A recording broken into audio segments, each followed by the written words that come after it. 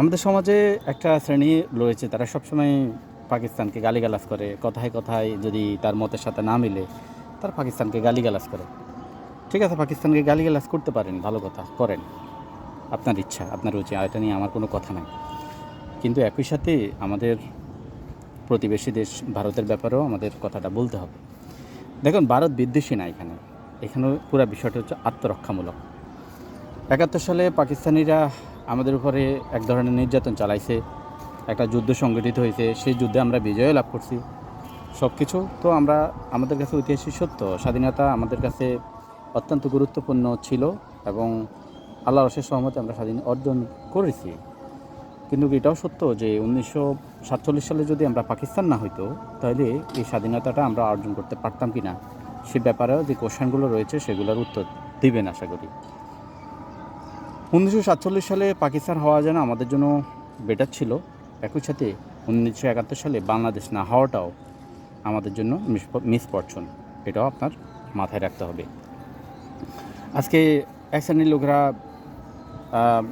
তাদের মতের বিরুদ্ধে গেলে তারা পাকিস্তানপন্থী বলে দেয়। হ্যাঁ, কোনো মানে বিষয়টা হচ্ছে এক ধরনের ভারতকে আসলে এখানে আপনার স্পেস দেওয়া আর কি। দেখেন, পাকিস্তান বিষয়টা তো আমরা ইতিমধ্যে বললাম যে পাকিস্তান আমাদের সাথে যা করছে সেটার প্রতিদান পাকিস্তান কিন্তু পাইছে। কিন্তু ভারত যে আমাদের স্বাধীনতার সংগ্রামের সময় সহযোগিতা করছে, যেটা আমরা পলাও করে অনেক শক্তভাবে প্রচার করি, সেটা আমরা দেখছি। কিন্তু একই সাথে এটাও সত্য যে ভারত আমাদের কাছ থেকে প্রচুর সুবিধাও নিচ্ছে এবং এটা গিভ অ্যান্ড টেক সংক্রান্ত বিষয়। আচ্ছা, আমরা দিছি, কোনো সমস্যা নেই। আমাদের সম্পদ ৭১-এর পরে নানান সম্পদ লুট হয়েছে, ভারত নিয়ে গেছে, কোনো সমস্যা নাই। ঠিক আছে, আপনারা আমাদের সহযোগিতা করছেন, আপনারা নেবেনই। ওকে, আপনি দিলেন, আমি নিলাম, শেষ। বাস, এখানে আর কোনো অপশান থাকতে পারে না। এখন কথা হলো, ৭১-এর পরে ভারত যখন আমাদের দেশটার বিষয়ে তারা যখন বলে যে এই দেশটা তারা স্বাধীন করে দিয়েছিল, এবং যারা বাংলাদেশের স্বাধীনতার সপক্ষে শক্তি বলে মনে করে, তারা কোনো প্রতিবাদ করতেছে না। অনেকটা এটা ভারতের স্বাধীনতা বলেই তারা মেনে নিচ্ছে। তাহলে বাংলাদেশের স্বাধীনতাটা থাকলো কোথায়? আপনারা যে ফলাও করে প্রচার করছেন, ৭১-এ এত মানুষের রক্তের বিনিময়ে দেশ স্বাধীন করছেন, আপনারা ভারতের এই কথাটার প্রতিবাদ করেন না কেন? করেন না, কারণ হচ্ছে আমরা ধরেই নিই যে আসলে আপনারা বাংলাদেশের স্বাধীনতাও বিশ্বাস করেন না, আপনারা মূলত ভারত যেটা বলতেছে স্বাধীনতা, ওটাই বিশ্বাস করেন। এখন ৭১ সালে আরেকটা কথা, এটা মিস করলে হবে না। ৭১ সালে ভারত বাংলাদেশকে সাহায্য কেন করলো? ভারত আসলে এই জায়গাটা ভাঙতে চাইছিল। পাকিস্তানটা ভাঙতে পারলে পাকিস্তান দুর্বল হবে, আর অপরদিকে এই অঞ্চলটা যদি আলাদা করে ফেলতে পারে, তাহলে কি হবে? এই অঞ্চল সহজে শাসন করতে পারবে। শাসন বলতে এমন বোঝায় না যে তাদের মিলিটারি দিয়ে, তাদের প্রশাসন দিয়ে শাসন করা। তারা শাসন করবে হচ্ছে ইনডাইরেক্টলি, আমাদের সরকারগুলোকে তারা কবজা করে রাখবে, তাদের গোয়েন্দা সংস্থাগুলো দিয়ে আমাদের দেশটাকে বিভিন্ন যে সকল শক্তিশালী প্রোগ্রাম আছে সেইগুলোকে নিয়ন্ত্রণ করবে। এবং ৭১-এর পরবর্তীতে এখন সেটাই চলতেছে। এখানে ইসলামপন্থী কোনো দল যদি উঠতে চেষ্টা করে, যেখানে প্রায় আমরা 90% মুসলিম দাবি করতেছি, সেখানে ইসলামপন্থী দল 10% ভোটও পায় না। ঠিক আছে, তো এটা কে করে রাখছে? এটা মেকানিজম কে করে রাখছে? আমরা সহজে অনুমান করতে পারি। এবং ইসলামপন্থী দল যদি কখনো উঠতে চেষ্টা করে, কোনো মুসলিম দল যদি উঠতে চেষ্টা করে, ঠাস করে তাকে দিয়ে দেন হলো পাকিস্তানপন্থী রাজাকার আলবত, যেটা আপনি ট্যাগের মাধ্যমে ইতিমধ্যে এইগুলো এস্টাবলিশ করে দিয়েছেন। এগুলো অত্যন্ত খারাপ এবং ঘৃণিত জিনিস। ওকে, এখন করছেন, ঠিক আছে, তাও মেনে নিলাম। কিন্তু আপনারা যখন রাষ্ট্র শাসন করবেন, তখন আপনারা তো বাংলাদেশপন্থী হয়ে কাজ করতে হবে। আপনারা ভারতের কাছে সব কিছু বিক্রি করে দিয়ে, হ্যাঁ, আপনারা তাদের সাথে অনেকটা উলঙ্গ হয়ে থেকে আপনি রাষ্ট্র পরিচালনা করবেন, দেশের মানুষকে ঠকাবেন, দেশের মানুষের উপর অত্যাচার করবেন। এবং অত্যন্ত দুঃখের সাথে বলতে হচ্ছে যে এই বিষয়টা নিয়ে যখন এই প্রজন্মে যে জেন জি বা মিলেনিয়াম যে প্রজন্ম আছে, তাদের থেকে দুই একজন যখন উঠার চেষ্টা করে, আপনি কী করেন? তাদেরকে মেরে ফেলেন। কি ভয়ঙ্কর ব্যাপার!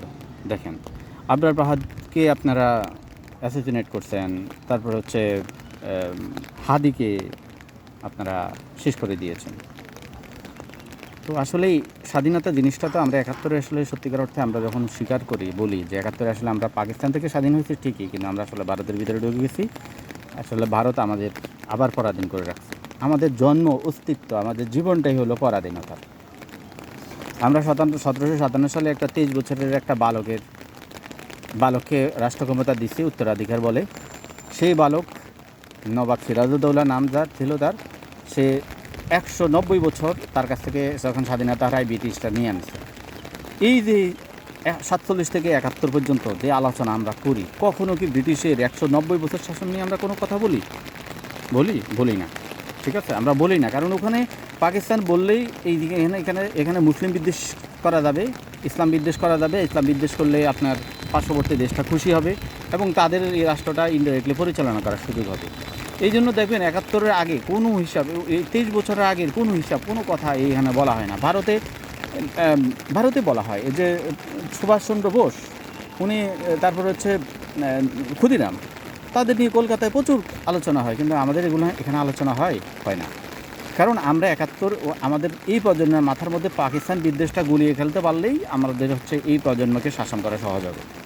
এই জন্য এই ন্যারেটিভটা খুব শক্তভাবে প্রচার করা হয়। কিন্তু ২৯-এ ভারতের সরকার, অর্থাৎ হাসিনা সরকার, এখানে পতন হওয়ার পরে এখানে আসলে তরুণ প্রজন্ম অনেক কিছু জানতে পারে, অনেক কিছু আসলে তাদের ইয়েতে আসে।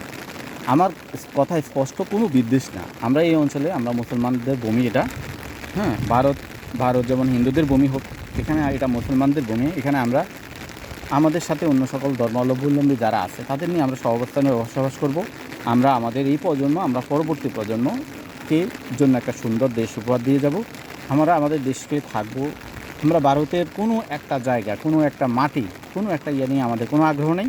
এটা তাদেরও বলবো, আপনারা আপনাদের মতো করে থাকেন, আমাদের এখানে করতে আইসেন না। এখানে আমাদের ফান্ডামেন্টালিস্ট নিয়ে আপনারা যে বলেন, আপনাদের ফান্ডামেন্টালিস্টগুলা, এই যে বিশেষ করে কলকাতা থেকে শুরু করে আশেপাশে যতগুলো রাজ্য, মুসলমানদের যেভাবে গালিগালাজ করা হয়, বাংলাদেশে একজন পলিটিশিয়ান পাবেন যে হিন্দুদের নিয়ে এভাবে গালিগালাজ করতেছে?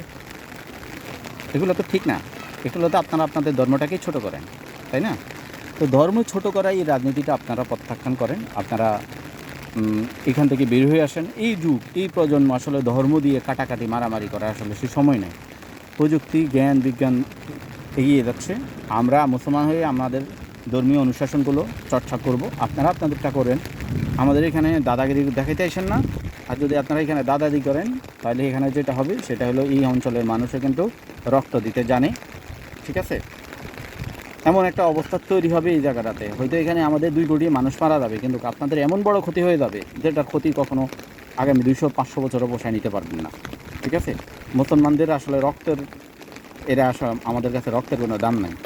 ঠিক আছে, আমরা রক্ত দিতে জানি। আমাদের কাছে এটা খুব পানি বাতের মতন ব্যাপার। আমাদের ৭১-এ ৩০ লাখ মরুক আর ৩ লাখ মরুক, আমাদের মানুষ কিন্তু মরছে, আমরা কিন্তু সেটা অর্জন করে নিচ্ছি। আপনারা লাস্টে ওই বাটি গোছাইয়া খাওয়ার জন্য আসছেন, সেটা আমরা মেনে নিছি ৫০-৬০ বছর, এরপরে আর কি মেনে নেব না। আপনাদের লেগেছি আপনাদের কাছে, আমাদেরটা আমাদের কাছে। এখানে যদি বাড়াবাড়ি করতে আসেন, কোনো ফাড়াফাড়ি করতে আসেন, ঠিক আছে, আসেন, আমরা ১.৫-২ কোটি মানুষ মরবো, কিন্তু আপনাদের একদম সব গোলায় দিয়ে ছাড়বো, মনে রেখে। এমনটা করব যে আগামী ২০০-৩০০ বছর দাঁড়াইতে পারবেন না মাথার এখানে। এটা খোদা হাফেজ।